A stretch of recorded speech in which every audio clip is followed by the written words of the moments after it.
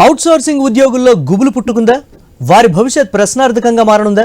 వారిని ఉద్యోగం నుంచి తొలగించనున్నారా? ప్రభుత్వ శాఖల్లో పారదర్శకత కోసం చేపట్టే పరిపాలనాపరమైన చర్యలు కొన్నిసార్లు క్షేత్రస్థాయి ఉద్యోగుల జీవితాల్లో తీవ్ర ఆందోళనను రేకెత్తిస్తున్నాయి. తాజాగా తెలంగాణ ప్రభుత్వ సాధారణ పరిపాలన శాఖ అవుట్సోర్సింగ్ సేవలకు కొత్తగా కొటేషన్లు ఆహ్వానించడం రాష్ట్రంలోని వివిధ విభాగాల్లో పనిచేస్తున్న వేలాది మంది అవుట్సోర్సింగ్ ఉద్యోగుల్లో ప్రకంపనలు సృష్టిస్తోంది. ముఖ్యంగా సచివాలయంలో పనిచేస్తున్న సుమారు 200 మంది అవుట్సోర్సింగ్ ఉద్యోగుల భవిష్యత్తును ప్రశ్నార్థకం చేసింది. గ్లోబల్ అనే సంస్థకు కాంట్రాక్ట్ కట్టబెట్టేందుకు రంగం సిద్ధమవుతోందన్న సమాచారం ఉద్యోగుల ఆందోళనను మరింత పెంచుతోంది.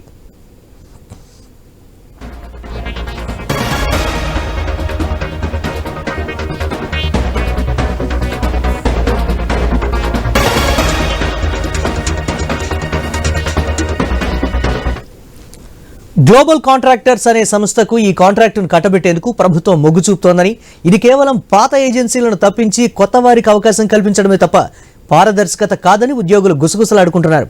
గత కొన్ని సంవత్సరాలుగా అదే పనిలో కొనసాగుతున్న తమను కాంట్రాక్టర్ మారగానే తొలగిస్తే తమ కుటుంబాల పరిస్థితి ఏంటని వారు ఆవేదన వ్యక్తం చేస్తున్నారు. సంవత్సరాలుగా నామమాత్రపు వేతనాలతో ఇదే శాఖలో పనిచేస్తున్నామని ఉద్యోగులు ఆవేదన వ్యక్తం చేస్తున్నారు. ఇప్పుడు ఉన్న ఫలంగా కాంట్రాక్టర్ మారితే మమ్మల్ని తీసేస్తారనే భయం పట్టుకుందని చెప్తున్నారు. ఏజెన్సీ మారినా మమ్మల్ని అదే విధుల్లో కొనసాగించేలా ప్రభుత్వం హామీ ఇవ్వాలని సచివాలయంలో పనిచేస్తున్న ఓ అవుట్సోర్సింగ్ ఉద్యోగి వాపోయారు.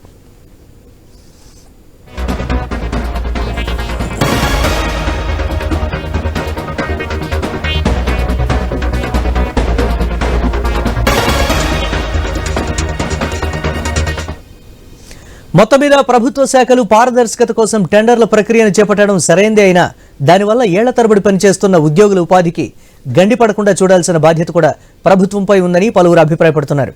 ఈ విషయంలో ప్రభుత్వం జోక్యం చేసుకుని ఉద్యోగులకు భరోసా కల్పించాలని వారు కోరుతున్నారు.